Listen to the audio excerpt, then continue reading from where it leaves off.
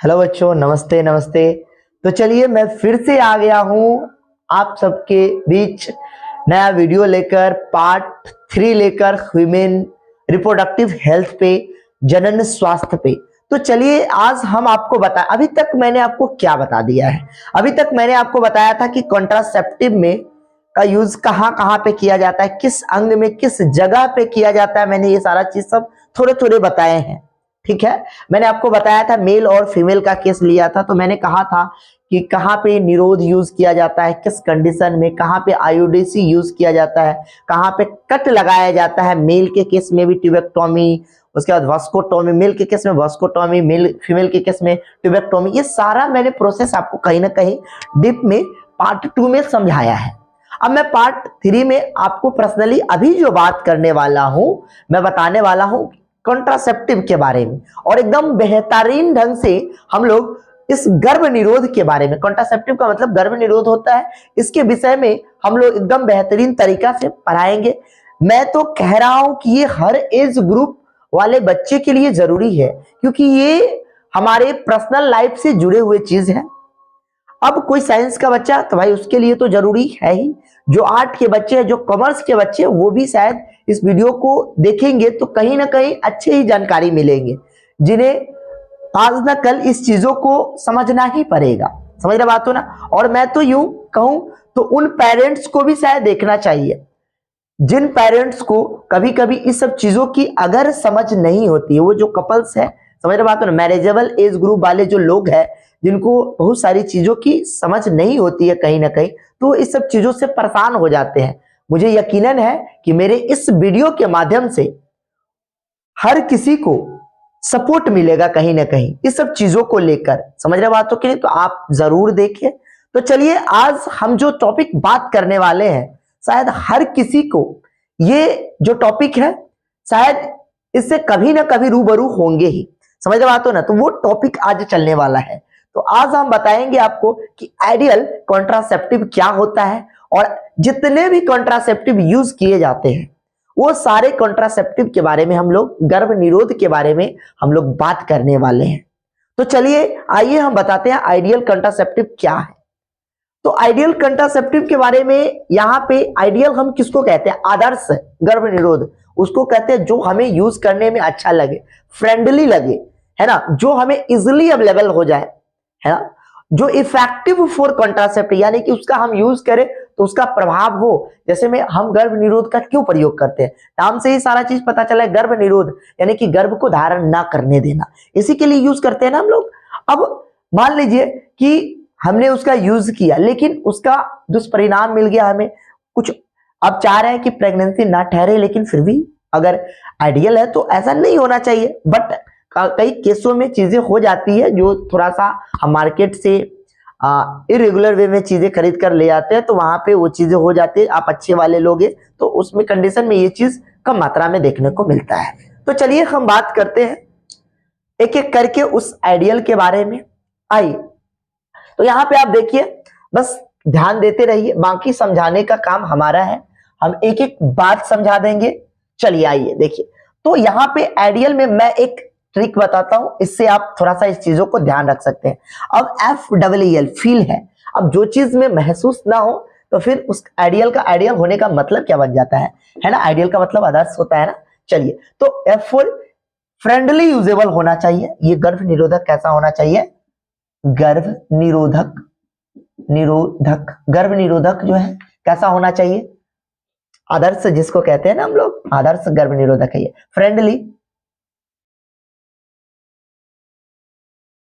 Friendly, usable होना चाहिए, usable होना चाहिए। उसके बाद इजिली, इजिली अवेलेबल होना चाहिए।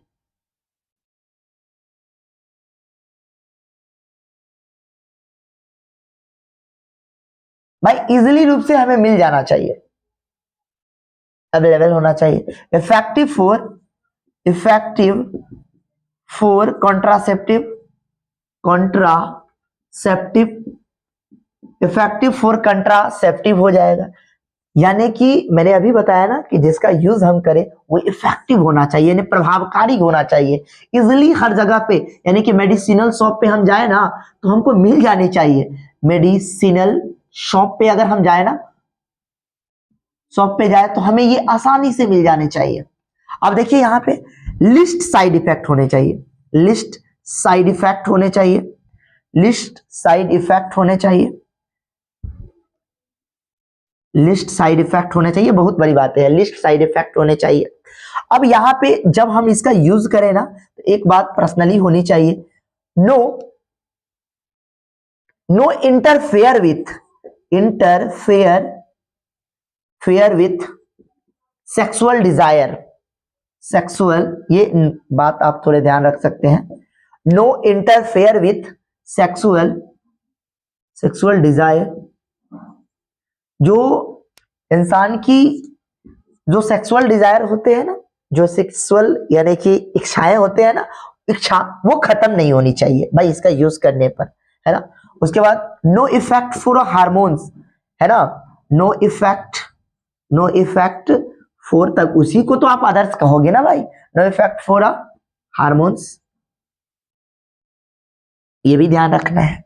चलिए, अच्छा यहाँ पे एक शब्द दिया जाता है, बायोलॉजिकल शब्द है लेबिडो, ये आप एनसीईआरटी में आपको मिल सकता है, तो आप थोड़े से, आपको ये शब्द सुनकर अजूबा लगेगा बट आप जान लो, लिविडो, लेविडो, लेविडो जो शब्द होता है ना, ये यूज किया जाता है सेक्सुअल डिजायर को लेकर, है ना, सेक्सुअल डिजायर, डिजायर है ना, तो उसी को हम लेविडो कहते हैं, है ना, एक्साइटेशंस, है ना। चलिए आइए, उत्तेजन जिसको कहते हैं हम लोग। चलिए आइए हम बात करते हैं एक एक करके। अब हम बात करने वाले हैं कि भाई कि ये जो कंट्रासेप्टिव है और किस किस चीजों के लिए काम के योग्य है।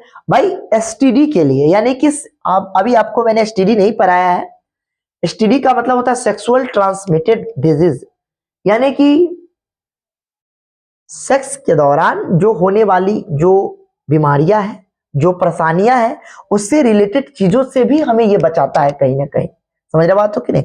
तो sexual sexual transmitted transmitted transmitted transmitted disease, disease से क्या करता है भाई, प्रोटेक्ट करता है, प्रोटेक्ट करता है, ये बहुत बड़ी बात है, इसलिए इसका यूज कहीं ना कहीं करना भी चाहिए। चलिए, अब एक चीज और आप देख सकते हैं भाई, effective for the sexual transmitted, ये इफेक्टिव होता है उसके लिए। अब हम बात करेंगे भाई इससे क्या करता है, बायोलॉजिकल बायोलॉजिकल बायोलॉजिकल अगर हम रिप्रोडक्शंस की बात करते हैं, अब हम दूसरा टॉपिक पे जरा सा बात कर लेते हैं, बायोलॉजिकल रिप्रोडक्शंस, बायोलॉजिकल रिप्रोडक्शंस पे हम जरा सा बात करते हैं, नजर डालते हैं। आइए, यहाँ पे आप देख रहे हैं बायोलॉजिकल जो रिप्रोडक्शंस है, रिप्रोडक्टिव हेल्थ के दौरान जो आते हैं, तो इसमें क्या क्या होगा आप बताइए। सबसे पहले गैमेटोजेनेसिस होगा, गैमेटोजेनेसिस होगा। अब कहिएगा ये सर गैमेटोजेनेसिस क्या होता है, गैमेट का बनना, फॉर्मेशन, उसको गैमेटोजेनेसिस कहते हैं। भाई गैमेट बन गया तो अब गैमेट का ट्रांसफर होगा, हिंदी में कहते हैं युग्मक का बनना, है ना, गैमेटोजेनेसिस, गैमेट फॉर्मेशन। चलिए अब देखिए ये क्या है, गैमेट,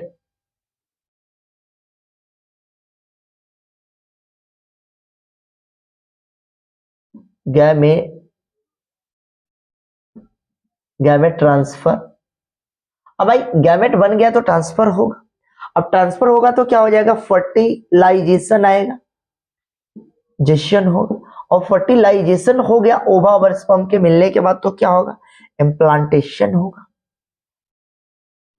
इम्प्लांटेशन। सारा एक एक प्रोसेस मैंने बताया, रिप्रोडक्शन, ह्यूमन रिप्रोडक्शन में एक एक बात बताया है कि कब कौन सा प्रोसेस आएगा, मैंने फिगर के माध्यम से, हर चीजों के माध्यम से आपको मैंने समझाने की कोशिश की है। इम्प्लांटेशन के बाद क्या होगा भाई, पार्चुरेशन आएगा, पार्चुरेशन, आप बताओ पार्चुरेशन क्या था, पार्चुरेशन, पार्चुरेशन, पार्चुरेशन का मतलब होता है बर्थ, बर्थ है ना, बर्थ होना, डिलीवरी जिसको कहते हैं। उसके बाद क्या आ जाता था, लैक्टेशन, लैक्टेशन, चलिए लैक्टेशन पीरियड आता था। लैक्टेशन का मतलब क्या होता है बताइए, है ना, productions of milk, productions of milk, of milk. अच्छा मैंने एक चीज बताया था आपसे, पूछना है जरा सा, आप ये बताओ, जब फीमेल के केस में जो मिल्क का प्रोडक्शंस होता है उसमें जो सबसे पहला बार जो बेबी को मिल्क दिया जाता है तो उसमें कोई एंटीबॉडी बनता है, उस एंटीबॉडी का नाम आपको पता है कौन सा एंटीबॉडी होता है? तो आप ध्यान रख सकते हैं कोलेस्ट्रम में, कोलेस्ट्रम, कोलेस्ट्रम में जो एंटीबॉडी पाया जाता है, मैं एक बार बता देता हूं, एंटीबॉडी पाया जाता है वो ना कौन सा पाया जाता है बताइए, आईजी पाया जाता है या आईजी पाया जाता है, बताओ दोनों में से कौन सा होता है? अच्छा देखो इसमें बड़ा कंफ्यूजन रहता है, तो मैं आपको एक चीज क्लियर कर दूं, जो आईजी है ना, जो पहला वाला है, पहला सबसे पहले बेबी को प्लासेंटा के थ्रू भी एक एंटीबॉडी मिलता है, समझे बात हो ना? तो जो पहला वाला एंटीबॉडी आईजी है वो उस समय नहीं मिलेगा, उस समय क्या मिल जाता है, आईजी मिल जाता है। आईजी ना कोलेस्ट्रम के द्वारा मिलता है, दोबारा फिर जो मिलता है ये कोलेस्ट्रम के द्वारा मिलता है, कोलेस्ट्रम, ध्यान रख सकते हैं, मिल्क, मिल्क में होता है ना मिल्क, जो फर्स्ट टाइम मदर बेबी को फीड करवाती है तो वो। अब आईजी जो है ना ये प्लासेंटा के द्वारा मिलता है, सेंटा, प्लासेंटा के थ्रू मिलता है ना, थ्रू, प्लासेंटा से मिलता है, प्लासेंटा से मिलता है। अच्छा मिलता है, अब ध्यान रख सकते हो, मैं हिंदी में लिख दे रहा हूं अच्छे से। अभी कोलेस्ट्रॉम मिल्क की अगर हम बात करें तो ये मिल्क में पाया जाता है जो बेबी को, अच्छा ये जो दो एंटीबॉडी है ना आपको कहने को तो बच्चे को मदर से वैसे ही फ्री में मिल जाता है, समझ रहे बातों को? देखिए इसके लिए उसको मेहनत करने की कोई जरूरत नहीं पड़ती है। अब हम बात करने वाले हैं बायोलॉजिकल रिप्रोडक्शंस में, ये सारी बातें मैंने आपको बता दिया कि कौन सा मिलता है एंटीबॉडी, क्योंकि ये चीज पूछ लिए जाते हैं, ठीक है, तो ये आप थोड़े से ध्यान रख सकते हो। प्लासेंटा में आईजी है और आईजी है, जो पहला वाला है वो दूसरा बार मिलता है, दूसरा वाला पहला बार मिलता है, आप समझे नहीं? आईजी अल्फाबेटिकली पहले आता है, तो पहले क्या मिलना चाहिए, पहले तो मिलना चाहिए आईजी, बट ऐसा नहीं होता है, क्योंकि ये ना जो, अब मैं पहले इसलिए कह रहा हूं ना कि मदर में जो गर्भाशय है सबसे पहले बेबी कहाँ रहेगा, मदर के गर्भाशय में, तो वो पहला टाइम हुआ, तो पहला टाइम तो वही एंटीबॉडी मिलना है, तो उस समय आईजी मिलता है। बट सेकेंड टाइम अब क्या हो जाएगा, जब उसका डिलीवरी हो जाएगा तो तभी तो मिल्क का फीड करेगा ना, कि पहले ही थोड़ी ना कर लेगा, है ना? तो क्या मिलेगा उसके, है ना, मिल्क के द्वारा आईजी, कोलेस्ट्रॉल मिलेगा, आईजीजी ये मिलेगा, तो ध्यान रख सकते हैं आप। चलिए अब जैसे भी याद रखो, चलो आगे की ओर हम बढ़ते हैं, आगे की ओर बढ़ते हैं। अब हम आपसे बात करने वाले हैं दरअसल कॉन्ट्रासेप्टिव के बारे में। चलिए अभी तो मैंने आपको बताया आइडियल, अब हम आपको बताएंगे कि आखिर कॉन्ट्रासेप्टिव जो होते हैं वो कितने प्रकार के होते हैं। चलिए आइए तो हम एक एक कॉन्ट्रासेप्टिव पर बात करने वाले हैं कि अलग अलग प्रकार के कॉन्ट्रासेप्टिव होते हैं। मैंने आपसे वादा किया था कि हर किसी को ये टॉपिक अच्छा लगेगा, समझ रहे बातों के लिए, और शायद हर किसी के लिए ये जो टॉपिक है ना जरूरी का टॉपिक है, क्योंकि इस चीजों से हर कोई एक न एक दिन गुजरेंगे जरूर, इसीलिए हर किसी को शायद इसकी जानकारी शायद होनी जरूरी है, क्योंकि अगर आपको जानकारी नहीं रहती है तो कभी कभी कुछ केसों में आप इतने परेशान हो जाओगे, क्योंकि आपको जो है सही नॉलेज नहीं होगा, सही समझ नहीं होगा, तो कभी कभी आपके लिए ये मुश्किल बन जाता है। तो आपको पता होना चाहिए कहीं ना कहीं, है ना, क्योंकि जितना आपके पास सही ज्ञान रहेगा, सही समझ रहेगा, तो आपके लिए बेहतर रहता है। क्योंकि आपको पता है हमारे यहाँ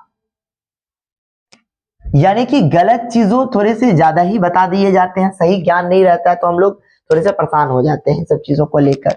अब हम बात करते हैं, आइए कॉन्ट्रासेप्टिव, है ना, types of contraceptive, contraceptive, contraceptive, आइए, यानी कि मैंने लिखा है गर्भ निरोध के प्रकार अलग अलग प्रकार के होते हैं। तो चलिए हम एक एक करके बात करते हैं। यहाँ पे मैं लिख लेता हूं, सबसे पहला जो है वो नेचुरल मेथड हम पढ़ने वाले हैं, नेचुरल मेथड पढ़ेंगे हम लोग। नेचुरल मेथड्स क्या होता है, नेचुरल मेथड का कॉन्ट्रासेप्टिव वाला। दूसरा नंबर पे हम पढ़ेंगे बैरियर, बैरियर मेथड पढ़ेंगे कि ये बैरियर मेथड्स क्या है, बैरियर मेथड्स, बैरियर कॉन्ट्रासेप्टिव्स, ठीक है। चलिए आइए नेचुरल कॉन्ट्रासेप्टिव, छोड़िए, बैरियर मेथड्स। दूसरा नंबर पे हम लोग पढ़ेंगे बैरियर के बाद आईयूडीएस है ना। उसके बाद हम लोग पढ़ेंगे ओरल्स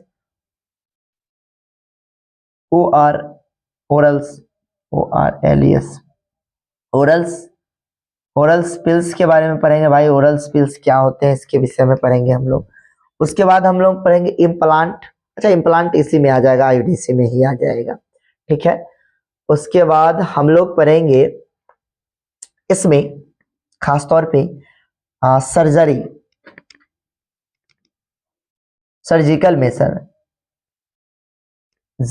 मेथड या टर्मिनल मेथड कहते हैं इसको, टर्मिनेट करना, टर्मिनल मेथड ध्यान रख सकते हैं। आइए हम नेचुरल मेथड्स में दो तरह की चीजें पढ़ेंगे हम। चलिए एक एक करके हम बात करेंगे। चलिए, बैरियर मेथड्स में भी हम लोग अलग अलग प्रकार का पढ़ेंगे, मेल और फीमेल के केस में पढ़ेंगे। इसमें मेल के बारे में पढ़ेंगे, मेल और फीमेल के केस में बात करेंगे। चलिए हम एक एक करके बात कर लेते हैं ना, मेल फीमेल में पढ़ेंगे। इसमें आईडीसी में हम भी तीन तरह के चीजें पढ़ेंगे। हार्मोनल्स पढ़ेंगे। उसके बाद पढ़ेंगे हम लोग कॉपर रिलीजिंग पढ़ेंगे, है ना।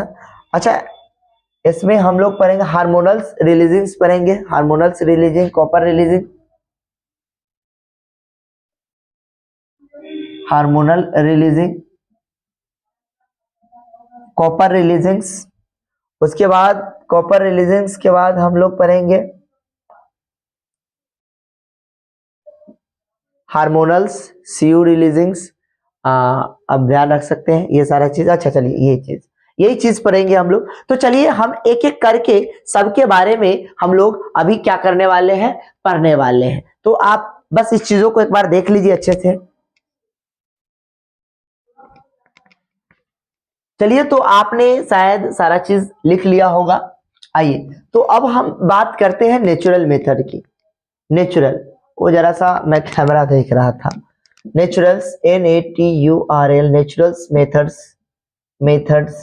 नेचुरल्स मेथड में अगर हम बात करेंगे, ठीक है, तो इसमें दो तरह की चीजें आएंगे, आप देख सकते हैं।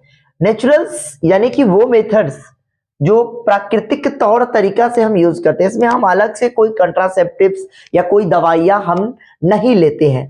पहला पीरियोडिक अब्स्टेंसेस है ना, या लैक्टेशनल एमिनोरिया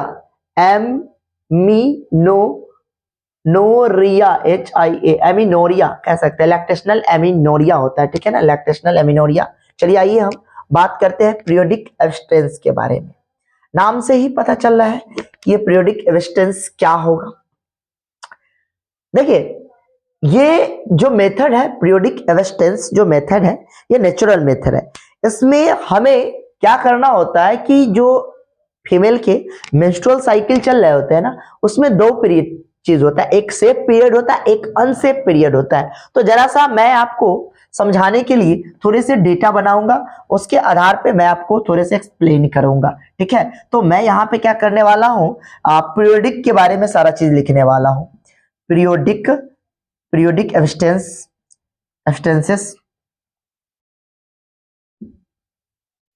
यानी कि पीरियोडिक। चलिए पीरियोडिक एब्स्टेंसेस क्या है समझाते हैं हम जरा सा। अब देखिए, मान लीजिए यहाँ पे, उसके बाद मैं लिख लूंगा। मान लीजिए, देखिए ये हर किसी को शायद समझने जरूरी है। अब देखिए यहाँ पे, जैसे मैंने कहा कि फीमेल में जो MC है, मेंस्ट्रुअल साइकिल है, समझ रहे बात हो कि नहीं, वो कितने दिन का होता है, 28 दिन का होता है। आपने लिख लेना है डेट 1 2 3, ये रहा 4, ये रहा 5 और ये रहा 6। मैं नॉर्मली किसकी बात कर रहा हूँ, 28 या 29 होता है ना, तो मैं 28 दिन मान के चल रहा हूँ। 6 7 और ये रहे 8, देखिए यहाँ पे 9 10 11 और ये हुए 12 13 और ये कितने हो गए 14 और ये हो गए 15, समझ रहे हैं, ये 16 17 और ये 18 हो गए, 19, 20, 21, 22, है ना, 23, 24, 25, 26, 27 और 28, मैं ऐसे मान रहा हूं, ठीक है। अब आप शायद ध्यान से आप देखेंगे इस पीरियड को, तो आप देख सकते हैं कि मैंने कहा था कि 14वां दिन क्या होता है, फीमेल में ओव्यूलेशन होता है। 14वां दिन क्या होता है, ओव्यूलेशन होता है, ओव्यूलेशन होता है। अब एक फैलोपियन ट्यूब में किस दिन आएगा भाई, सिंपल सी बात है, 14वें दिन ओव्यूलेशन होता है तो उसी टाइम में जाएगा, है कि नहीं। अब अलग अलग मेल और फीमेल में जो है हो सकता है, ये जो कहने का मतलब कि एमसी का जो टाइम है, कभी कभी ये 4-5 दिन का हेरफेर भी हो जाता है। आप चाहे तो गिन भी सकते हैं, मान लीजिए कि जिस दिन आपका कैलेंडर में आप देख लीजिएगा, हो सकता है डेट अलग अलग हो। मान लीजिए कि जिस दिन आपका ब्लीडिंग स्टार्ट हुआ, तो आप उस दिन से ना उसको डे 1 मान लेना, और उसके बाद आप मान लो कि 4 तारीख को या 5 तारीख को, जिस भी तारीख को डेट को आपको ये चीज आ रहा है एमसी वगैरह, तो आप क्या करना, ब्लीडिंग आ रहा है तो उस दिन आप उसको काउंट 1 कर लेना, वहां से आप गिनना स्टार्ट करना। समझ रहे बात तो कि नहीं। और लास्ट जिस दिन होगा, आप कहोगे कि हम कैसे पता करेंगे, तो देखिए उसका भी मैं तरीका बता देता हूं, सिंपल सा। देखिए अब मान लीजिए कि आपका जिस दिन लास्ट होगा, जस्ट आपने कैलेंडर में सारा चीज लिखा है, 1 2 3 ऐसे करके आपने लिखा, और आपको तब पता चलेगा जैसे मैं आपका लास्ट होगा, तो लास्ट होगा तो भाई ब्लीडिंग स्टार्ट होगा ना, तो ब्लीडिंग अगर फेज आ जाएंगे तो आप अब ख्याल रहेगा कि भाई अब फिर से क्या स्टार्ट हो जाना है, डे 1 स्टार्ट हो जाना है, तो उसके पहले वाला आप दिन को गिन लेना कि 28, 27, 26, 25, 24, 23 ऐसे करके गिन लेना। तो आप 1 लिख लेना, 2 लिख लेना, 3 लिख लेना, 4 लिख लेना, 5 लिख लेना, 6 लिख लेना, उसके बाद 7 लिख लेना, 8 लिख लेना, 9 लिख लेना, 10 लिख लेना, 11, 12, उसके बाद 13, उसके बाद यहाँ 13 लिख लेना, यहाँ किधर चले गए हम लोग, 1 2 3 4 5 6 7 8 9 10 11 12 13, और देखो यहाँ पे 14। तो अब देखो, अब तो थोड़ी सी इधर उधर हो गई ना चीजें, मैं वही चीज समझा रहा था। अब देखिए 14 तो 15वां दिन आ रहा है, तो एग्जैक्ट है कि 14 या 15 दिन। देखिए अब इस डेटा के हिसाब से आपका, मैंने कहा था ठीक है कि यहाँ पे मैंने कुछ गलती तो नहीं लिखी, 1 2 3 4 5 6 7 8 9 10 11 12 13 14 15 16 17 18 19 20 21 22 23 24 25 26 27 28। अब देखो यहाँ पे आपने काउंट किया उल्टा, यहाँ से 1 2 3 4 5 6, अब देखो 7 8 9 10 11 11 12 13, और यहाँ पे एग्जैक्ट कितने आ गए, 14 आ गए। समझ रहे बात नहीं, यानी कि 15 तारीख को, अगर मान लीजिए कि एक तारीख से आपका स्टार्ट हो जाता है, ठीक है ना, तो 15वें दिन जो है ना, इसी दिन क्या हो जाएगा, 14 या 15 दिन, ये 14 या 15वें दिन क्या हो जाएंगे, ओवुलेशन होंगे। एग्जैक्ट है, समझो बात तो ना। लेकिन मान लीजिए अगर किसी का 28 दिन का हो रहा है, तब आपने ऐसा कहा, अब मान लीजिए किसी का 30 दिन का हो गया, तो मेंस्ट्रुअल साइकिल अगर 30 दिन का होगा, तो 28 29, मैंने कहा ना 4-5 दिन का हेरफेर हो सकता है। तो आप नीचे से काउंट करना, ब्लीडिंग फेज जब से स्टार्ट होगा ना, उसके बैक गिन लेना। आप जिस दिन आपको 14वां दिन पूरेगा ना, तब कह देना उस दिन ओवा का प्रोडक्शन हुआ रहता है। ये देखिए नेचुरल मेथड है, मैं आपको एक तरीका सिखा रहा हूं कि मान लीजिए कि जो कपल्स है मैरिजेबल लाइफ में चल रहे हैं, उनको मान लीजिए कि बच्चे नहीं हो रहे हैं, या किसी कंडीशन से वो फेल हो जा रहे हैं, उनमें वो परेशान रह रहे हैं, तो शायद उनके लिए ये बड़े ही जरूरी किस चीज है कि उनको किस वक्त, कहने का मतलब फिजिकली रिलेशंस में आना चाहिए। मैं वो भी कहीं ना कहीं ये चीज आपको बताने की कोशिश कर रहा हूं, ताकि वो इस दिन अगर फिजिकल रिलेशन में आएंगे तो चांसेस जो है ना सबसे ज्यादा है कि माने प्रेगनेंसी ठहर सकती है। समझ रहे बात तो कि नहीं। तो ये चीज का भी पर्सनली मैं ख्याल में रखते हुए आप लोगों को बताने की कोशिश कर रहा हूं। तो चलिए आप देखिए, तो आप देख सकते हैं, तो उस दिन आप जब भी फिजिकली रिलेशंस बताए ना, तो आपको एक चीज ध्यान रखना चाहिए, समझे बात हो ना। तो आपको कहा जाता है एक जो नेचुरली जो टाइम पीरियड बताया जाता है, वो देखिए यहाँ से 10 11 12 13, समझे बात हो ना। तो चांसेस है कि कोई अगर मान लीजिए कि सेक्सुअल रिलेशनशिप 11 12 13 14 15 16 17 18, अगर इस डेट को आता है, 10 से लेके 17 डेज के बीच में अगर कोई सेक्सुअली रिलेशंस में आते हैं और ये करते हैं, समझ रहे बात में, सेक्सुअल रिलेशंस बनाते हैं, फिजिकली रिलेशंस बनाते हैं, तो उस वक्त चांसेस है कि ना प्रेगनेंसी ठहर जाए। समझ रहे बात हो ना। क्या है कि हमें अगर सही से जानकारी पता नहीं होता है, तो हम लोग फालतू में परेशान होते रहते हैं, और कहने का मतलब दौड़ते रहते हैं डॉक्टर के पास। समझ रहे बात हो कि नहीं। तो कहीं ना कहीं जानकारी होना चाहिए। मैं खास तौर पे उन लोगों के लिए भी ये चीज बताना चाह रहा हूं, ताकि उनको इस वीडियो के माध्यम से कहीं ना कहीं सहायता भी मिल सके। तो चलिए, इसीलिए कहा जाता है 10 to 70 डेज को कहा जाता है रिस्क पीरियड। ये कैसा पीरियड है, रिस्क पीरियड है। रिस्क पीरियड है, ये रिस्क पीरियड है। सॉरी, इधर दिख नहीं रहा होगा आपको, हो सकता है 10 से 17वां दिन को क्या कहा जाता है, 10 से 17 डेज को कहा जाता है रिस्क पीरियड, रिस्क पीरियड है, रिस्क पीरियड है। तो ध्यान रख सकते हैं आप।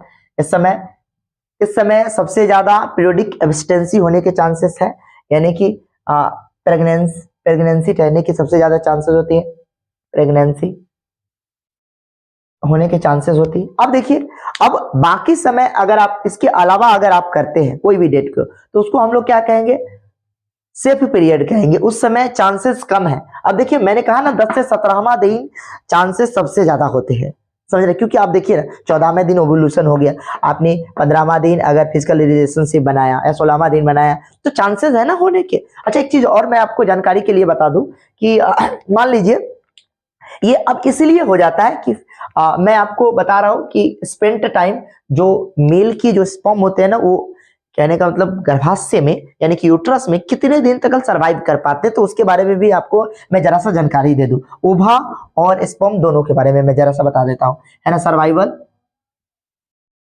Survival survival of sperm in uterus में, है ना। एक बार अगर इजैकुलेट कर दिया गया तो लगभग ये ना 2 से 3 डेज तक रहते हैं, जिंदा रहते हैं, ध्यान रखिएगा। 2 से 3 डेज तक, कितने दिन तक, 2 से 3 डेज तक, यानी कि आप कह सकते हो 48 से 72 घंटे तक, है ना।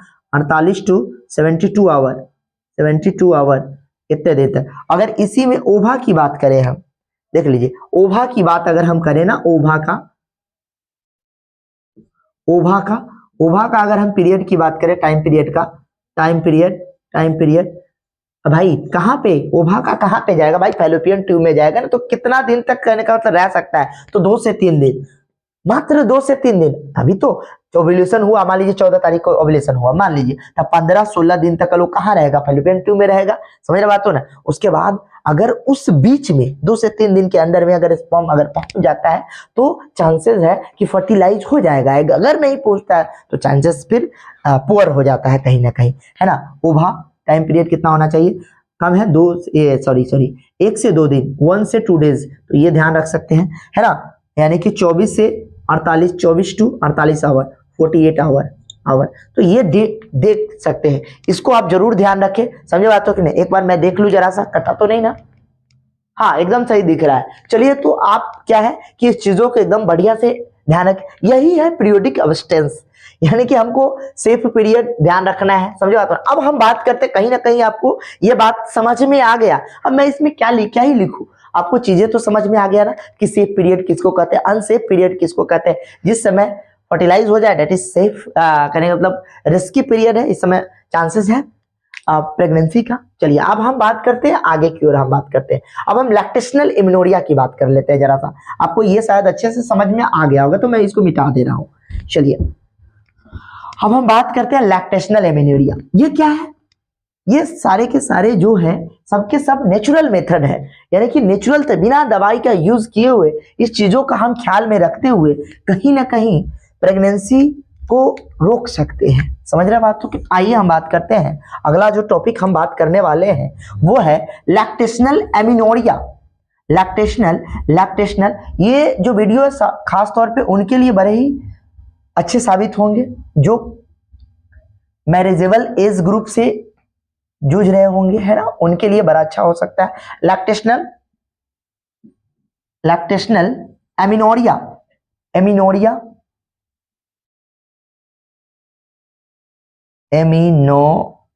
अच्छा, लैक्टेशनल एमिनोरिया का मतलब क्या होता है, देखिए ये लगभग it is mainly effective for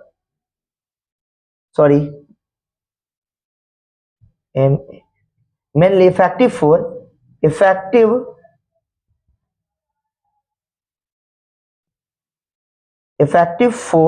6 month।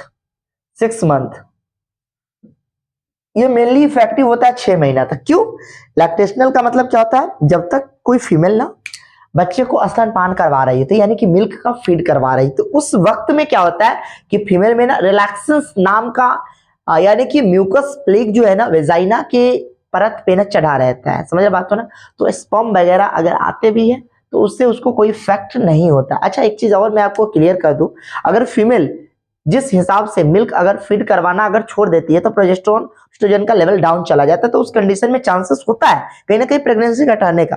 But मैं तो आपको ये बोलूं कि 4 मंथ तक ये फुल्ली इफेक्टिव होते हैं। 6 मंथ दिया गया है लेकिन धीरे धीरे क्या होने लगती है, वो थोड़े से कम होने लगते हैं। तो इस तरह से एक नेचुरल तरीका है, बिना आप दवाई का यूज किए हुए आप इस सब चीजों को ख्याल रखते हुए कहीं ना कहीं पॉपुलेशंस को कंट्रोल कहीं ना कहीं हद तक कर सकते हैं, अगर आप इस चीजों को अगर अपनाते हैं तो। चलिए आगे की ओर हम और आगे बढ़ते हैं। आपको नेचुरल मेथड मैंने आपको बता दिया, अब मैं आपको बताने वाला हूं बैरियर मेथड्स, जिसमें हम लोग क्या यूज करने वाले हैं। अच्छा मैं बैरियर मेथड में एक चीज और आपको क्लियर कर दूं।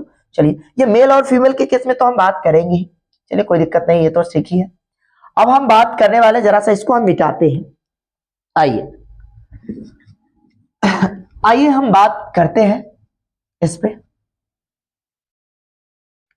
देखिए यहां पे आप देख रहे होंगे कि मैंने कहा है इसके बारे में बैरियर। बैरियर 2 तरह के हो सकते हैं, बैरियर 2 तरह के हो सकते हैं। बैरियर मेथड्स की अगर हम बात करें, एक फिजिकल बैरियर और एक केमिकल बैरियर। आइए हम फिजिकल और केमिकल दोनों की बात अच्छे से करते हैं। एक आपका ये वाला फिजिकल बैरियर, फिजिकल बैरियर और केमिकल बैरियर। अब फिजिकल क्या है केमिकल क्या है सब बात करते हैं। केमिकल बैरियर, चलिए फिजिकल बैरियर वह बैरियर है जिसके द्वारा हम फिजिकली रूप से यानी कि एक्सटर्नल पार्ट में यूज करते हैं। देखिए आपको समझ में आ ही जाएगा। आइए हम बात करते हैं फिजिकल बैरियर के अंतर्गत जो है हम लोग यहां पे लिख लेते हैं फिजिकल बैरियर। फिजिकल बैरियर जो होता है ना खास तौर पे it is use for it is used for it is used for a it is used for a condom।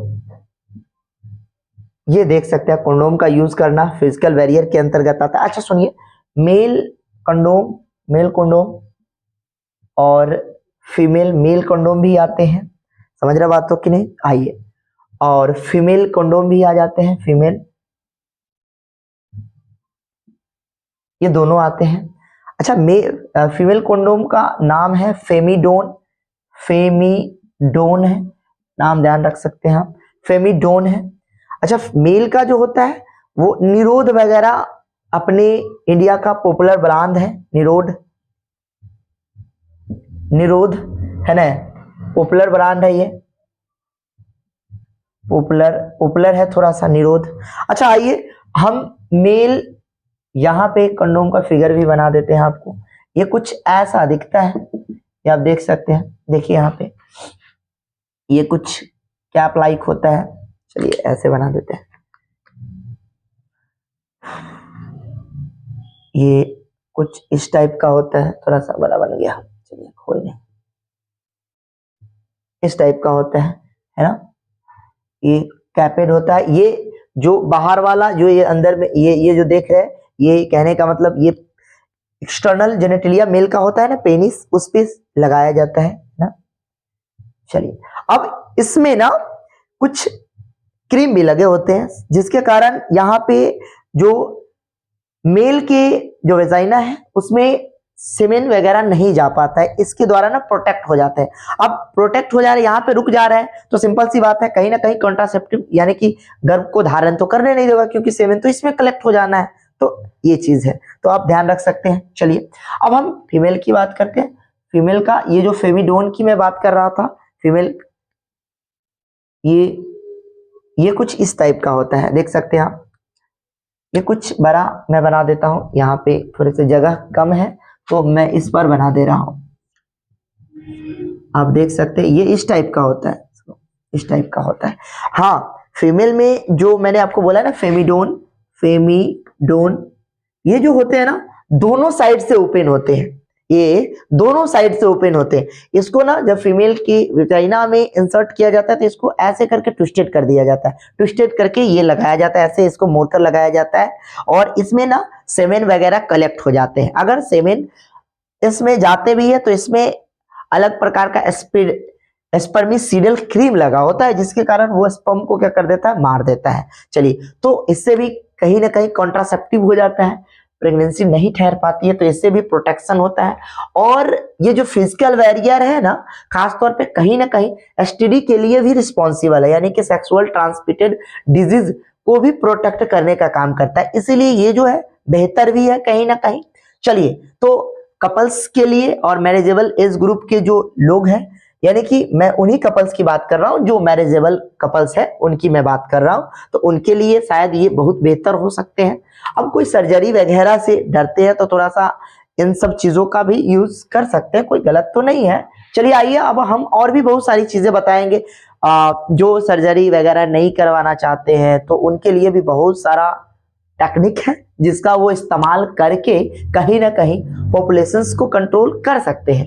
आइए तो हम आगे की ओर चलते हैं। फिजिकल बैरियर के बाद हम बात करने वाले हैं इसी में कुछ और भी चीजें होते हैं जो यूज किया जाता है, लगाया जाता है, तो उसकी भी बात मैं कर लेता हूं। अब मैं इसको जरा सा मिटा देता हूं, ये इसमें थोड़े से ज्यादा हो गए हैं। चलिए, अब मैं आपको समझाते चलता हूं, आइए बात करते हैं। अब यहाँ पे आप देखेंगे तो ये हो गया। अब अच्छा, ये जो होता है ना, एक चीज और मैं लिख दूं, है ना, it is not a reusable, है ना, it is not a reusable. Reusable नहीं होता है भाई, एक बार यूज कर लिया फेंक दो, है ना, रीयूजेबल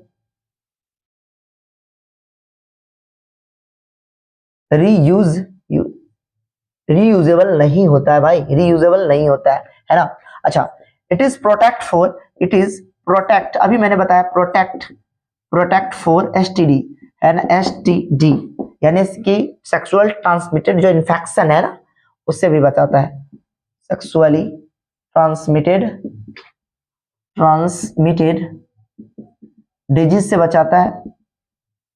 चलो मैं लिख दे रहा हूं, डिजीज से बचाता है। चलिए, अब हम बात करते हैं कुछ और फिजिकल बैरियर का, है ना, जो यूज किया जाता है।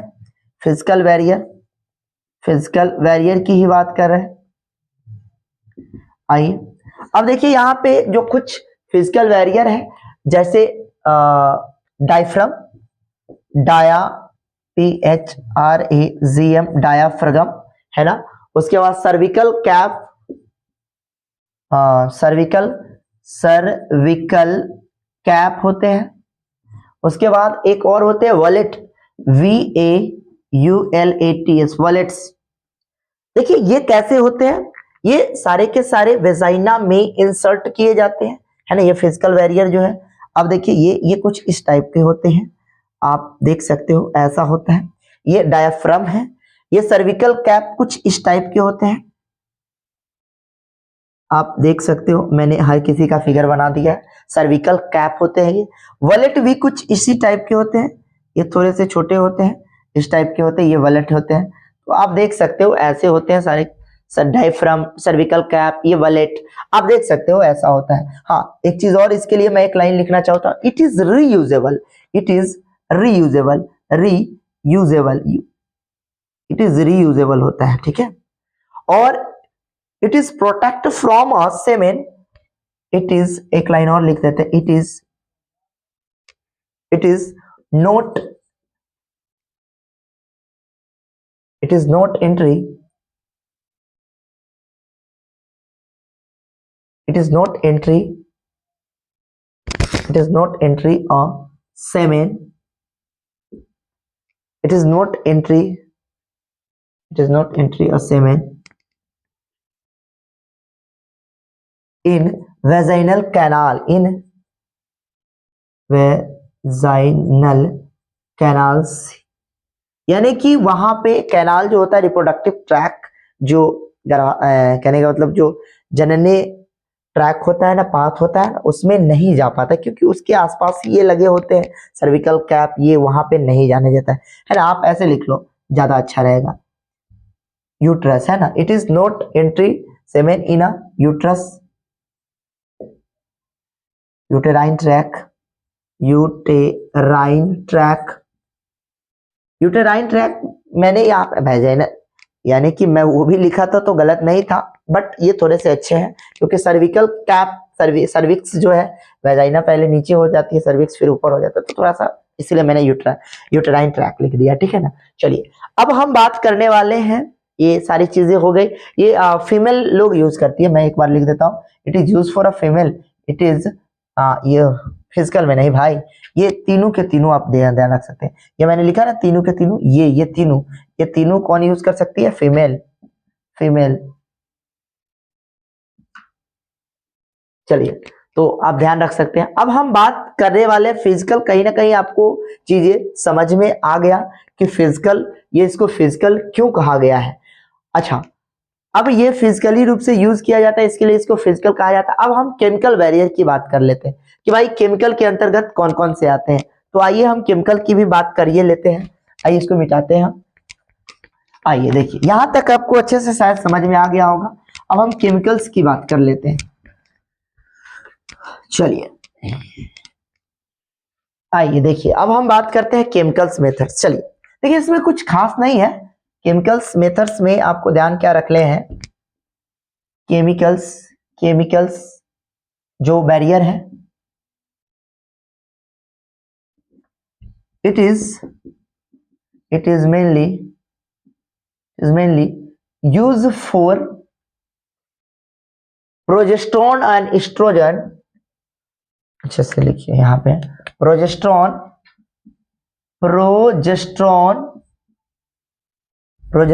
एंड एस्ट्रोजन,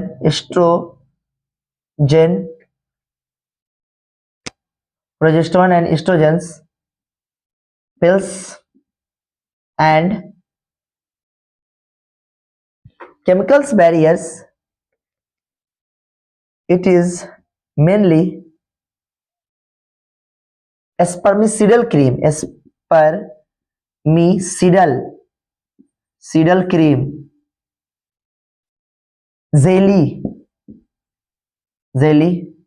जेली क्रीम होता है ना, फोम यूज कर लेते हैं, फोम्स ये लगाने वाला होता है वेजाइनल कैनाल में, तो इससे भी कहीं ना कहीं स्पर्म वगैरह डेड हो जाते हैं, नहीं जा पाते, तो ये प्रोजेस्टेरोन्स।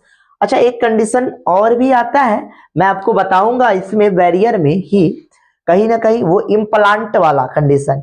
ये क्या होता है, एक 4-5 उसमें पतले से एक पिन टाइप से रहते हैं, समझ रहे बात हो ना।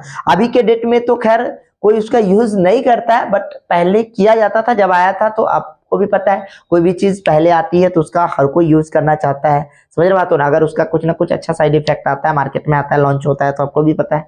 तो वो क्या ऐसा था ना कि उसको इम्प्लांट किया जाता है, अपना ये हैंड है ना, मांस वाले रीजन में खास तौर पे किया जाता। तो फीमेल लोग क्या करती थी कि लगभग उसमें ना 4 या 5 सिल्का कैप्सूल्स टाइप से होते थे, समझे बात हो ना। वो प्रोजेस्टेरोन नाम की हार्मोन, प्रोजेस्टेरोन एस्ट्रोजन नाम के हार्मोन स्रावित करते थे, जिससे क्या होता था कि मेंस्ट्रुअल साइकिल है वो कहीं ना कहीं रुक जाता था, थम जाता था। वो लगभग 2 से 3 ईयर के लिए लगाया जाता था खास तौर पे, समझे बात हो कि नहीं। तो आजकल चीजें हटा दी गई है ना, आपके एनसीईआरटी में कंसीडर है कहीं ना कहीं, तो मैंने सोचा कि चलो आपको मैं उसकी भी थोड़ी सी जानकारी दे दूं।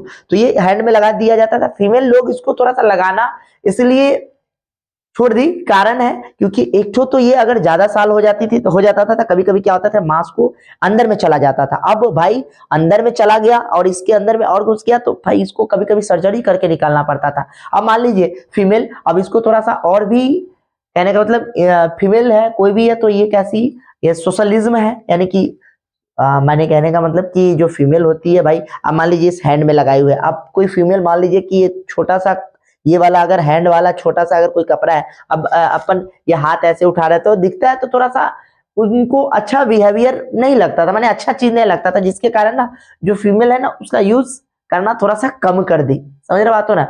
क्योंकि कोई भी चीज होता था तो बच्चे या कोई भी चीज पूछ लेते थे तो थोड़े से बताने में थोड़ी सी झिझक होती थी सब चीजों को लेकर। तो कहीं ना कहीं धीरे धीरे इस चीजों को इग्नोर करते चली गई फीमेल, तो धीरे धीरे इस सब चीजों से अब क्या है कि अब कोई भी फीमेल इसका प्रयोग एकदम शून्य हो गया, अब नहीं करती है इसका।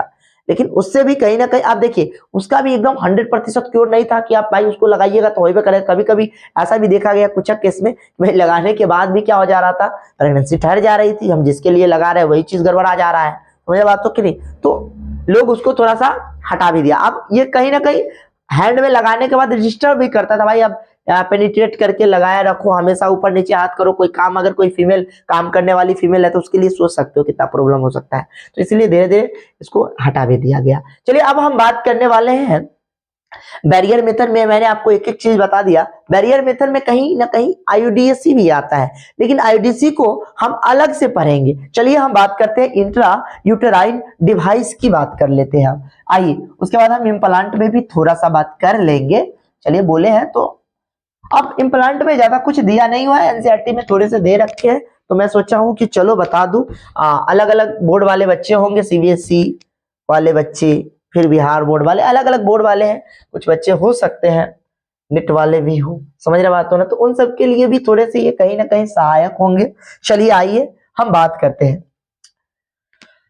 आइए हम खास तौर पे जो बात करने वाले हैं वो हम बात करने वाले हैं आईयूडीएस का। आईयूडीएस का intra intra intra uterine device का, इंट्रा इंट्रा यूटेराइन डिवाइस है ये। आइए हम बात करते हैं इंट्रा यूटेराइन डिवाइस की। भाई इसमें 3 तरह के चीज आते हैं। चलिए एक एक करके हम बात करते हैं। पहला हार्मोनल रिलीजिंग, मोनल रिलीजिंग्स, हार्मोनल रिलीजिंग्स। दूसरा कॉपर रिलीजिंग्स,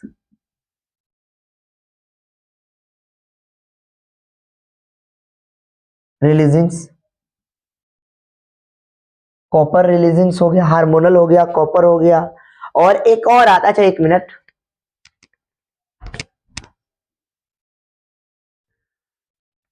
चलिए तो हम बात कर रहे थे हार्मोनल रिलीजिंग, सीयू रिलीजिंग्स, और यहाँ पे नन मेडिकेटेड है, नन मेडिकेटेड नन मेडिकेटेड है, तो ये आप ध्यान रख सकते हैं। हार्मोनल रिलीजिंग, सीयू रिलीजिंग्स, वो थोड़ा एक इम्पोर्टेंट लोग आ गए थे तो थोड़ा सा उन्हीं से थोड़ा सा मिलने लगा हूँ। चलिए आइए देखिए यहाँ पे हार्मोनल रिलीजिंग्स, एक सर आए थे। चलिए देखिए हार्मोनल्स रिलीजिंग्स, सीयू रिलीजिंग्स नन मेडिकेटेड है।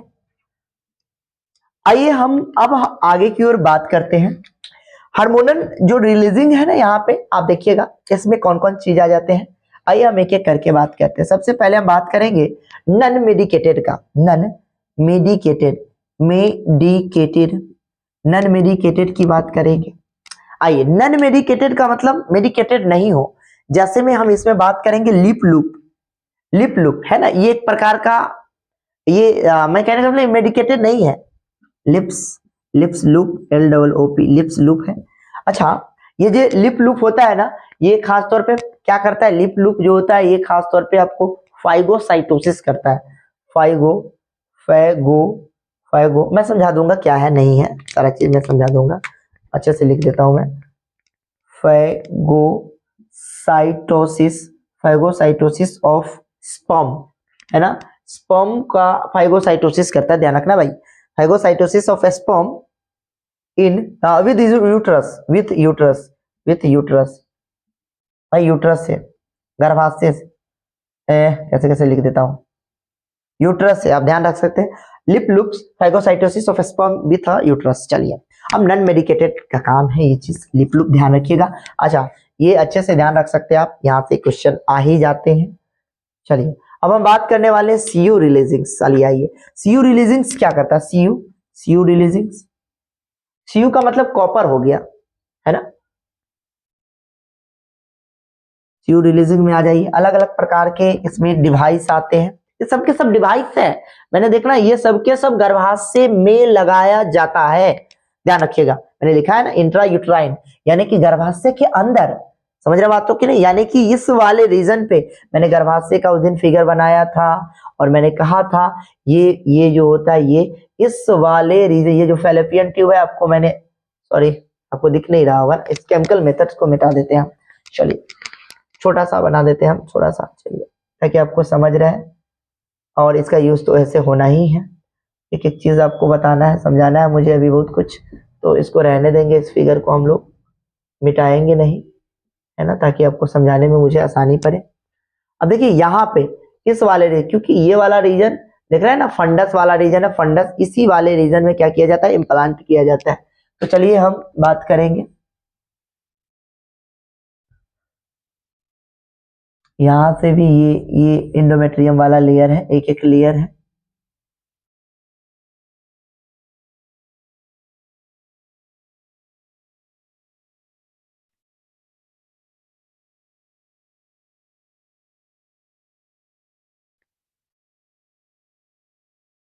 चलिए आइए देखिए, तो मैंने बना दिया यहाँ पे इस वाले जो फंडस वाला रीजन है ना, हो इसी वाले रीजन में क्या होगा, ये सारे के सारे जो डिवाइस है ना वो लगाए जाते हैं, वेजाइना के थ्रू नर्स जो होती है वो लगा देती है।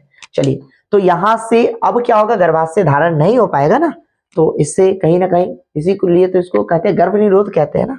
सीयू रिलीजिंग में आ जाइए, CUT copper T, CUT capital T, है ना, CU7 आ जाता है, मल्टीलॉइड 375 आ जाता है, मल्टी लोड्स 375 ध्यान रख सकते हैं आप, मल्टीलॉइड्स 375 आ जाते हैं। उसके बाद और एक आता है कॉपर टी 380 कुछ करके आता है, ऐसे करके आता है, ये भी आता है, मार्केट में अवेलेबल है। तो आप एनसीईआरटी का है, बस ये याद रखो आप, ज्यादा अच्छा है। अच्छा इसका काम क्या है, suppress the motility of sperm, sperm की जो गतिशीलता है ना उसको ये रोक देती है। क्यों? क्योंकि देखिए कॉपर टी लगाया कहाँ जाता है, मैं आपको बता देता हूँ। यहाँ से ये दरअसल आपको जैसा दिख रहा है ना, ये कॉपर टी कुछ ऐसा रहता है। देखिए मैं आपको फिगर के माध्यम से थोड़ा सा समझाने की कोशिश कर रहा हूँ।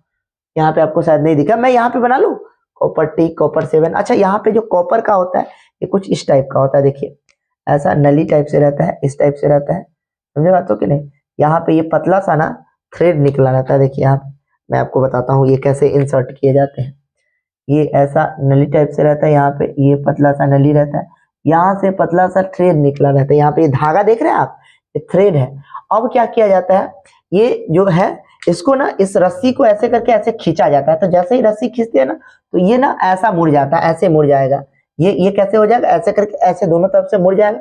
अब ये ऐसे मुड़ जाएगा तो इसको क्या किया जाएगा, फीमेल जो होती है, नर्सेस होती है, वो इसके फीमेल के वजाइना के थ्रू, ये लगाने वाला इंस्ट्रूमेंट होता है, उसके थ्रू डायरेक्ट ये कहाँ पे, यहाँ पे भेज देता है। और जैसे उस रस्सी को धरी रहती है और जैसे ही वो रस्सी को छोड़ती है तो इस वाले एरिया में ये कॉपर टी अपने आप क्या हो जाता है, जाके चिपक जाता है। यहाँ पे आके ये कॉपर टी अपने आप क्या हो जाएगा, लग जाएगा। आप कहिएगा थ्रेड यहाँ पे रहता भी है तो उसे क्या हो गया, उसे कोई दिक्कत नहीं करता है ना, ऐसे करके थ्रेड लग जाते हैं यहाँ पे। तो कॉपर टी देखिए यहाँ पे इम्प्लांट हो गया।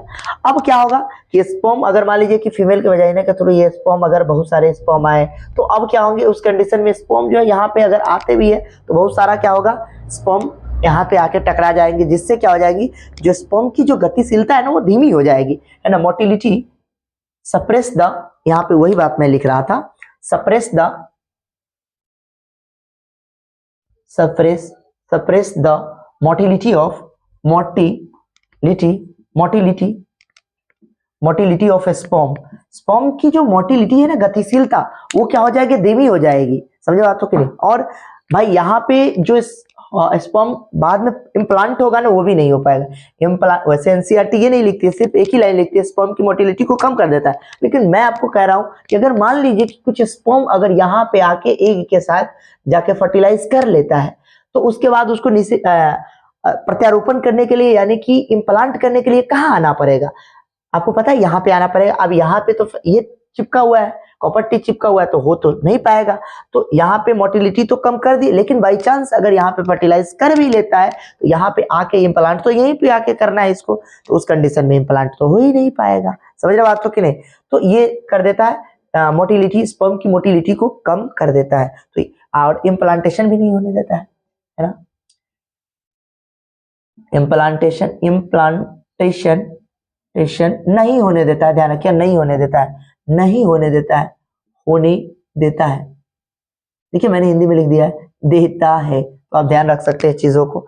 अब हम बात करने वाले हैं हार्मोनल्स, हार्मोन रिलीजिंग्स में क्या क्या आता है भाई, ये क्या करता है उसकी भी बात करिए लेते हैं हम लोग। हार्मोन, चलिए आइए देखिए हार्मोनल्स, मोनल्स रिलीजिंग्स, हार्मोनल रिलीजिंग्स आप देख सकते हैं भाई। इसमें क्या क्या आ जाता है, एलएनजी प्रोजेस्ट्रॉन आ जाएगा, प्रोजेस्ट्रॉन, LNG-20 आ जाएगा, LNG-20, LNG-20 ये क्या है, इसका नाम मैं आपको बता देता हूं, लेवेनोगैस्टर कहते हैं इसको, लेवेनोगैस्टर्स, लेवेनोगैस्टर्स के नाम से जानते हैं। हार्मोनल्स है, हार्मोन्स, ये प्रोजेस्टेरोन के लेवल को बढ़ा देता है, समझ रहे बात तो नहीं, ये एक प्रकार का हार्मोनल रिलीजिंग हार्मोन को रिलीज करता है, जिसके कारण ये क्या करता है, स्पर्म वगैरह को क्या कर देता है, खत्म कर देता है। स्पर्मिसीडल क्रीम वगैरह टाइप से होता है, उसी टाइप से होता है, तो आप ये ध्यान रख सकते हो इस चीजों को। तो आपको अब एकदम क्लियर हो गया। हाँ, आईयूडीसी में hormonals releasing, CU releasing, non medicated, copper T shape का होता है, इसीलिए इसको नाम टी पड़ा। कॉपर 7 ना, सिर्फ 7 टाइप का होता है, इस टाइप का 7 टाइप से होता है ना, तो इसीलिए इसका नाम क्या पड़ता है, कॉपर 7 नाम पड़ता है। तो ये सारी चीजें हैं, मैंने आपको दिखा भी दिया। अच्छा एक चीज मैं आपको और भी बताऊं, ये जो कॉपर टी जो होता है ना, मैं यहाँ पे माचिस की तीलियां आप देख रहे हो, ये एकदम एग्जैक्ट इतनी छोटी सी होती है, ये बड़ा नहीं होता है, माचिस की तीलियां आप कह सकते हो, इससे थोड़ा बड़ा, बस इसी के अप्रॉक्स में ये साइज का होता है कॉपर टी, ज्यादा बड़ा नहीं होता है, समझ रहे बात तो कि नहीं, यहाँ पे मैंने फिगर में बनाया बट ये बहुत छोटा होता है। चलिए आइए देखिए, और उसमें थोड़े से थ्रेड बड़े होते हैं, समझे, चलिए तो कोई प्रॉब्लम नहीं करता है। ये लगभग 5 से 10 साल के लिए अलग अलग आते हैं, 5 से 10 साल वाला भी आता है, 10 से 12 ऐसे करके 5 से 10 ईयर्स के लिए लगाए जाते हैं। उससे क्या होता है, गर्भधारण नहीं होता। आप सोच रहे होंगे कि किसी फिल्म में कोई दिक्कत होता होगा जब वो फिजिकली रिलेशंस में आती होगी या फिजिकली रिलेशन, उस वक्त अगर उसको प्रॉब्लम होता होगा, नहीं कुछ भी प्रॉब्लम नहीं होता, आपको पता ही नहीं चलेगा। कभी कभार इसको चेक करवाते रहना चाहिए, है ना, कुछ कुछ समय के बाद जाकर। कभी कभार क्या होता है कि धीरे धीरे, अब मान लीजिए कि आपने इस चीजों पर ध्यान नहीं दिया तो ये कभी कभी बाहर भी आ जाता है, लेकिन बहुत रेयर केस में ऐसा होता है, तो इसीलिए चिंता करने की बातें नहीं है ना। चलिए अब हम बात करने वाले हैं थोड़े से, अब ये चीज मैंने आपको एक एक चीज बता दिया, आईयूडीसी बता दिया। अब हम ओरल पिल्स के बारे में बात करेंगे कि आखिर हमें कौन कौन से ओरल पिल्स यूज करने चाहिए, आइए उसके बाद चलिए आइए हम थोड़े से ओरल पिल्स पे बात कर लेते हैं। चलिए थोड़े से अब हम थोड़े स्पीड पकड़ेंगे। चलिए आइए हम बात करते हैं ओरल पिल्स की, ओरल्स पिल्स। अच्छा देखिए, ओरल्स पिल्स भी दो तरह के होते हैं, एक स्ट्राइडल एक नॉन स्ट्राइडल। तो आइए हम बात करते हैं स्ट्राइडल की भी और नॉन स्ट्राइडल की भी, स्ट्राइडल और नॉन स्ट्राइडल, नॉन स्ट्राइडल, स्ट्राइडल और नॉन स्ट्राइडल। आइए अब देखिए, कुछ जो पिल्स होते हैं वो कैसे होते हैं, वीकली होते हैं, डेली डेली खाने वाला होता है। पहले डेली का वाला बता देते हैं, डेली डेली पिल्स, ऐसे देखिए डेली पिल्स, डेली पिल्स खाने वाले होते हैं पिल्स। आपको इसका एग्जांपल मैं दे देता हूं, माला, सॉरी MALA, माला डी और माला एन, माला डी, या आप माला एन को याद कर सकते हैं, माला डी माला एन, है ना। चलिए ETC मैं कर लेता हूं, ज्यादा मैं नहीं लिखना चाहता हूं। ये जो होते हैं ना डेली पिल्स है भाई, ये स्ट्राइडल होते हैं, स्ट्राइडल पिल्स होते हैं। अच्छा एक चीज, अगर ये डेली खा रहे हैं तो कहीं ना कहीं ये भाई ज्यादा साइड इफेक्ट भी करेगा, है ना, मोर साइड इफेक्ट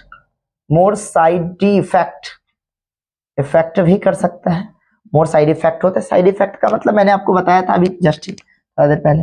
अब कुछ पिल्स ये नॉन ये तो स्ट्राइडल हो गए, आपको समझ है। नॉन स्ट्राइडल की बात अब हम कर लेते हैं। ये खासतौर पे जो डेली पिल्स है, ये वीकली पिल्स होते हैं, वीकली पिल्स, सप्ताह में खाने वाले दवाइयां, गोटियां, है ना। तो मैं उसकी भी बात कर देता हूं। चलिए देखिए, यहां पे आपका आ जाएगा सहेली, सहेली सबसे प्यारा नाम, सहेली, है ना, सहेली। चलिए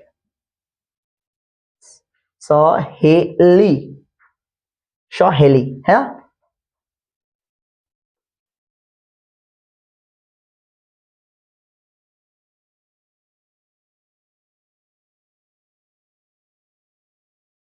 सॉरी, SHELI, ठीक है, सहेली, सहेली है, सहेली पिल्स है, दवाइयाँ है, ध्यान रख सकते हैं। चलिए, सहेली है ये। अब ये कैसा होता है, नन स्टेरॉयडल होता है, नन स्टेरॉयडल होता है, नन स्टेरॉयडल होता है। ये जो है more side effect, less side effect करता है, लेस साइड इफेक्ट करेगा भाई, इफेक्ट लेस साइड इफेक्ट है, तो आप ध्यान रख सकते हैं। अच्छा, ये ओरल पिल्स है, ये क्या करता है भाई, प्रोजेस्टेरोन एस्ट्रोजन के लेवल पे हेरफेर करता है, यही काम है इसका। अब हम बात करने वाले हैं ओरल पिल्स की। अच्छा, मैं जरा सा थोड़ा सा जानकारी दे दूं ये पिल्स के बारे में। शुरू में तो ये पिल्स का भी बहुत ज्यादा लफड़ा था, क्या ही बताया आपको हम। ये जो बनाया गया था, डॉक्टर्स लोग बनाए थे। अब मान लीजिए कि ये पिल्स क्या होता था, कुछ साप्ताहिक होते थे, कुछ पिल्स मंथली वाले होते थे, समझ रहे बातों की नहीं।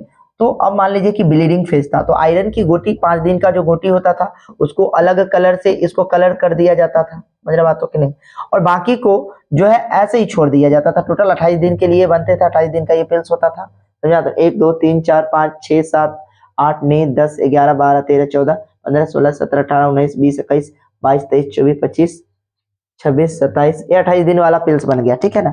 अब इस कंडीशन में क्या होता था, कुछ फीमेल मान लीजिए कि अब उसने ये वाला खाया, अब सबका प्रॉपर डोज होता था कि भाई एक पहला दिन वाला इसमें थोड़ा सा कम डोज है, उसके बाद ज्यादा कम, ऐसे करके था। तो फीमेल क्या गलतियां करती थी कि भाई इसको खा ली, उसके बाद ये 5 दिन तो ठीक से खाई, अब कभी मान लीजिए यहाँ से स्टार्ट करना है तो कभी कभी यहाँ से स्टार्ट कर देती थी, कभी यहाँ से निकाल के खा ली।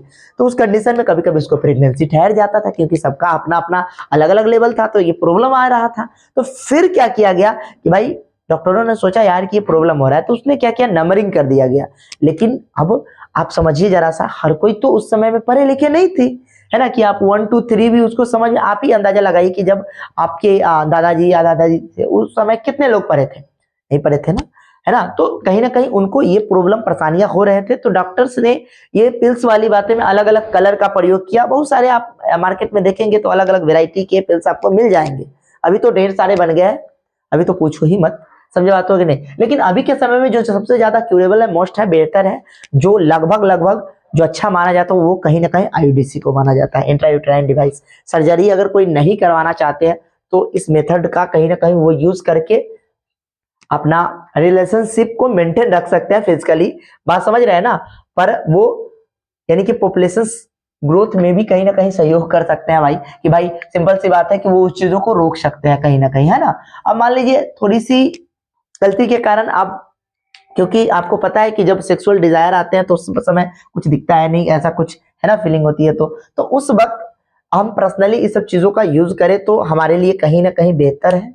अब मान लीजिए कोई फीमेल है कि वो सर्जरी से डर रही है, अब उसने सर्जरी नहीं किया, उसने सोच ही रही है कितना दिन में हम करवाएंगे, उस बीच में 2 3 उनके बच्चे हो गए, तो बताइए पॉपुलेशन तो कहीं ना कहीं बढ़ा ना हमारी गलतियां के कारण, समझ रहे बात हो ना। तो उन सभी लोगों के लिए खासतौर पे ये कहीं ना कहीं अच्छा साबित होने वाला है, समझ रहे बात हो कि नहीं। तो चलिए हम आगे की ओर थोड़ी सी बात करते हैं, अब आइए। अच्छा, इस नारे को याद रखिए हमेशा, हम दो हमारे दो, है ना। अच्छा लड़के लोग, एक चीज और मैं बोल रहा हूँ, सुन लो, कोई ना 21 साल से पहले शादी वादी मत करना, है ना। हाँ, और लड़कियां लोग 18 साल, है ना, ये मैरिजेबल एज है, इस चीजों का पर्सनली ख्याल रखे, है ना। कम से कम मैंने ये एज बताया है भाई, ज्यादा से ज्यादा आप देख लो अपने हिसाब से, मैं क्या ही बताऊं आपको। चलिए, मैंने ये कम से कम उम्र बताया है। चलिए आइए, अब हम बात कर रहे हैं खास तौर पे टाइप्स ऑफ कॉन्ट्रासेप्टिव की बात मैंने कर ही ली, ओरल पिल्स की बात कर ली। अब कौन सा बच रहा है, सर्जिकल मेथड बच जा रहा है ना, surgical method, surgical methods, surgical methods, methods, surgical methods है। मैं माइक देख रहा था कि बंद तो नहीं हो गया। चलिए सर्जिकल मेथड्स की हम बात कर रहे हैं। अब सर्जिकल मेथड में दरअसल क्या होता है, देखिए भाई, इसमें सर्जरी किया जाता है। अभी आपको मैंने बताया ना कि मेल है, अगर मेल में क्या किया जाता है भाई, मेल में, है ना, मेल में वसेक्टॉमी किया जाता है, वसेक्टॉमी, वसेक्टॉमी किया जाता है। ये क्या होता है कि वास डिफरेंस को वास कट और वास deferens tube cut cut for, मैं इंग्लिश में लिख देता, यहाँ लिख देता हूँ, सॉरी इंग्लिश बोल रहा हूँ, ब्लैक पेन से लिख देता, cut cut for vas deferens tube and tied, sorry tube and tied, यानी कि वास डिफरेंस की जो नली है ना हो उसको कट करना है और उसको बांध देना है। इसी प्रक्रिया को हम लोग वास्कोटॉमी कहते हैं। आपको मैं फिगर के माध्यम से भी दिखा देता हूं, आप निश्चिंत रहें। फीमेल में क्या करना है, फीमेल में इसी प्रोसेस को ट्यूबेक्टोमी कहते हैं। ट्यूबेक्टोमी है ना। इसमें क्या किया जाता है भाई, फैलोपियन ट्यूब होता है ना, fallopian tube cut and tied किया जाता है, कट करके टाइड करना, बांधना। इसी प्रक्रिया को हम लोग क्या कहते हैं, ट्यूबेक्टोमी कहते हैं। आइए हम फीमेल में बात करते हैं। ये देखिए टेस्टिस है फीमेल के केस में, ये देखिए यहाँ से अलग अलग ये जो नली है, यहाँ से नली निकला हुआ है। अब देखिए ये नली क्या करता है, ये आपको पता है यूरेटर में बोला, ये वास डिफरेंस से होते हुए, ये देखिए ये क्या है। अब मैं आपको बता दूं, यहाँ पे अलग अलग ट्यूब्स होते थे, याद है मैंने फिगर उस चैप्टर में पढ़ाया था, वो मैंने प्रोडक्शन जाके उल्टा के देखे है ना, उसमें मैंने डिटेल में बता रखा है भाई, वीडियो में सेपरेट वीडियो बना रखा है, उस पर एकदम बढ़िया से बनाया है, एक एक चीजों को बताया आपको। चलिए आइए, मैंने कहा था इसको क्या कहा था, सेमनीफेरस ट्यूबल्स कहा था, है ना, एसएफ कहा था, सेमनीफेरस ट्यूबल्स। अब यहाँ पे ये क्या था, रेटे टेस्टिस, याद आया आपको, रेटे टेस्टिस थे। और ये क्या था, याद करिए आप, एपिडिडाइमिस, है ना। अच्छा मैंने एक ट्रिक भी बताया था, सर्वे ऐसे कुछ करके बताया था, सेमनीफेरस वेसल्स ट्यूब हो गया, रेटे टेस्टिस, वास इफरेंटिया, ये क्या हो गया, वास इफरेंटिया, है ना। उसके बाद वास इफरेंटिया, उसके बाद क्या हो गया, एपिडिडाइमिस, यहाँ पे ये जो ऐसे ऐसे पूरा था, यहाँ पे इसको हम लोग क्या कहते थे, एपिडिडाइमिस कहते थे। और ये वाला नली, मैं इसकी बात कर रहा हूँ, जहां पे कट लगाया जाता है ना, इसी को क्या किया जाता है, ऐसे करके कट लगाकर और इसको बांध देते हैं। इसी प्रक्रिया को ना हम लोग कहते हैं ट्यूब, सॉरी इधर चला गया, उल्टा जगह पे घूम गया, तीर का निशाना कहीं और लगाना था, लग गया कहीं और, दिक्कत हो जाएगा वैसे में। आइए देखिए, इधर देखिए, यहाँ पे इधर आ जाइए, गलत एरिया में चला गया था। अब देखिए यहाँ पे क्या किया जाता है, कट करके लगा दिया जाता है, तो इसी को हम लोग वास्कोटॉमी कहते हैं। अब देखिए फीमेल के केस में देख लीजिए, अब फीमेल में देखिए ये फैलोपियन ट्यूब है, अब फैलोपियन ट्यूब में क्या है देख लीजिए, इफिमरिया है, इफिमरिया में उल्टा पुल्टा बन गया, एफिमरिया है देखिए। अब इसमें क्या किया जाता है, ए नलिया को काट दिया जाता है, अभी नली को काट के और बांध देना, काट कर ऐसे करके टाइट कर दिया जाता है, एक रैने। अब देखिए फैलोपियन ट्यूब है भाई, अब इसको काट के जो बांधा गया है ना, इसी प्रक्रिया को ट्यूबेक्टोमी कहते हैं। इस नली को कट कर दिया जाता है, इसलिए इसको ट्यूबेक्टोमी कहा जाता है। तो आपको शायद एकदम क्लियर कट हो गए होंगे अच्छे से। चलिए, तो मैंने जितना हो सका उतना अच्छा मैंने बनाया, कोशिश किया बताने का आपको। और सुनिए एक चीज, अब मैं एक वीडियो और लाने वाला हूं, उसमें आपको मैं पर्सनली एमटीपी, है ना, उसके बाद सेक्सुअल ट्रांसमिटेड डिजीज, उसके बाद एआरटी के बारे में बताएंगे, असिस्ट रिप्रोडक्टिव ट्रैक्ट ट्रांसमिशंस के बारे में आपको हम बताएंगे। ये सारी चीजें हम बात करेंगे। 3 टॉपिक और पर्सनली बच जा रहा है, तो मैं अगले वीडियो में सेपरेट करके बात कर लूंगा। चलिए, धन्यवाद।